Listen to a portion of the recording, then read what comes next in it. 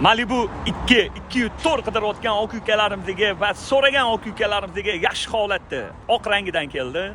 Buni narxini 17.900 ga beramiz dedilar. Akalar, shuni o'zingizlarga atmetka qilib yuborib qo'yinglar, keyin kraskasini tekshirib olinglar. Ustalar bilan kelib, yaxshilab tekshirib olinglar. Joninglar sog' bo'lsin. 2018-yil probegi 106 ming ikkita detalli kraska bor dedilar, udari yo'q deb aytdilar. Kraskasi mana shu ishida ekan, polni sepilgan ekan. Ichlariga o'tmagan, lekin zo'r turibdi. Xo'p. Boltlari lekin ishi yechilgan ekan. Krugoy tonirovkalar bor. 4 ta yumshoq, yaxshi balon. Xo'p, ikkinchi kraskasi mana shu tomonda kriloda ekan. Buni ham ustalarga ko'rsatib olinglar. Endi men bu yerda bo'lmayman, ega bilan ko'rishasizlar. Balonlar yaxshi holatda. Xo'p, bu benzin tanlamas bu. Malibu 2018-yil, 204. Yaxshi, родной ham zalotoyim yaqinim, salonlari lekin qorong'i ekanda ko'rinmayapti.